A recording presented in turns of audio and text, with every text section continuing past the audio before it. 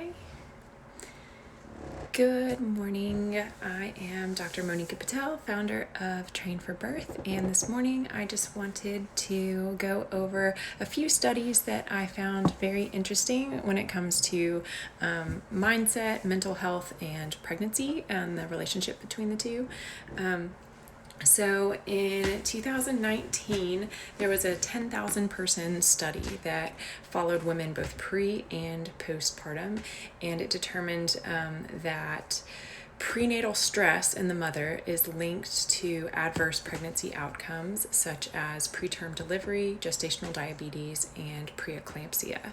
So even just your mindset and your stress can create those physiological responses, mainly because it's creating restricted blood flows, creating cortisol circulating throughout your body, and really affects your internal organs' ability to process.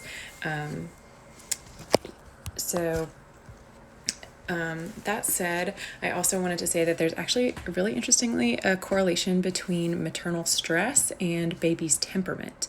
The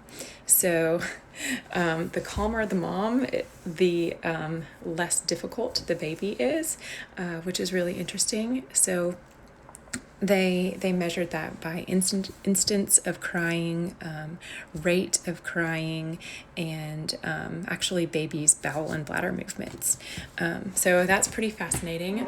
They also, I think this is so fascinating, discovered that a woman's prenatal stress levels correlates to how stressed she will be 2 to 7 years after even having a baby.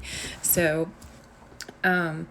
essentially, that means like the more stressed you are while you're pregnant can mean the more stressed you'll be essentially as a new mother. So if you can really kind of break that chain and that pattern of having elevated cortisol levels, starting as soon as you can, it's never too late to stop that, the better. Stress is also just a big generator of fear, of pain, and anxiety. There's a really great study out by Harvard that is called Emotions and Decision Making, and it discovered that you can't deeply think about anything when you're stressed. It literally inhibits your ability to process at a deeper level. Which I think, compounded with sleep deprivation that happens, sometimes pregnancy-induced insomnia, I had that, it can really inhibit your ability to even process and make decisions about your delivery. So what I always recommend is meditation is so important for your ability to advocate for yourself, be it a hospital birth or a home birth, whatever you decide to do. You need to be able to think deeply about that, even not just, the day of, but beforehand, for your overall just kind of like satisfaction and sense of autonomy with that process. Positive emotions like gratitude and pride literally improve your ability to complete tasks. So keeping a gratitude journal is a great thing to do. And then even just having like a sense of pride, like you can take pictures of your beautiful growing bump, and just try to cultivate a sense of pride in your changing body rather than one of despair, one of fear, one of anxiety, because that can inhibit your ability to make decisions for yourself and your baby, which you don't want to create a perpetual cycle of despair or anything like that. Really and truly, people ask me all the time, like, what's the point of meditation? What is the goal of meditation? And it's really, from a physiological standpoint, to decrease your autonomic nervous system. And that's the system that puts us in either fight, flight, or freeze, or the rest and digest mode. So when you're in fight, flight, or freeze, there's actually 3 elements. People sometimes forget about the freezing aspect. Think about like meerkats, when they get scared, they just freeze, right? People do that too, right? That's what I go to. I'm usually kind of a combination between flight and freeze. I don't have much like fight naturally in me. I'm trying to cultivate a little bit of that actually. But so essentially what you want to do is meditating kicks you out of that fight, flight, or freeze system working and into the more rest and digest. So it can help decrease constipation. It can decrease your, again, cortisol levels. And the most powerful way of doing that, of switching over, is to focus on your breath. Why?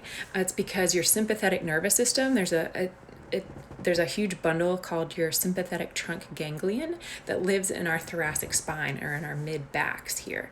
So by breathing deeply and laterally using your diaphragm, then that stimulates that part of the nervous system to calm down, to deregulate. And it's amazing to me how those two are so inexorably linked. So deep lateral breaths, what does that look like? It means you put your hands on your ribs.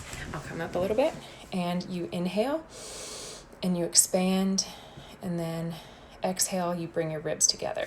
So you're really creating a lot of space right there at your mid back. Additionally, when you're pregnant, a lot of times the mid back can seem to kind of carry a lot of load. It can be easy to try to compensate for the weight below in your thoracic spine.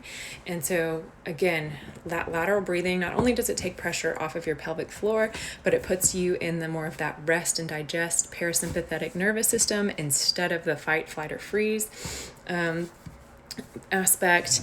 And this allows you to feel more relaxed. It helps your baby feel more relaxed when you're relaxed, and so that you're not functioning in that high stress zone. Additionally, when you shallow breathe, a lot of us do it and don't even realize it, or even hold our breath up here. That means you're using your upper respiratory muscles between your neck and your shoulders. A lot of people say, I hold tension in my shoulders, or right here. And that's a lot of times because you're breathing shallowly and not using your diaphragm. And even just that shallow breath patterning tricks your body into thinking that you are in danger in a certain way, because it envisions you like running to get away from something. So it's like, okay, I'm going to panic. I'm going to put you in this panic state. And so really just doing your deep lateral breathing can help get you out of that high stress level zone. And again, that affects your ability to make decisions for yourself, and even your baby's temperament and disposition once they are born. Another thing I was thinking about is, and this is my take on meditation, is a lot of times with women, when you just like try to sit and do nothing for a second, that's when all the crazy thoughts of all the checklists and like, oh, I need to clean out my bathroom drawer, goes through your head. And so from my perspective, it is perfectly fine to meditate while you are doing a repetitive kind of mindless task. That is actually what helps me relax more than anything. And for example, I'm sanding my desk right now, my childhood desk, and that combination of the vibration, the consistent sound, and the repetitive quiet, and quiet meaning no distractions, movement has just been so nice for my own mental health these days.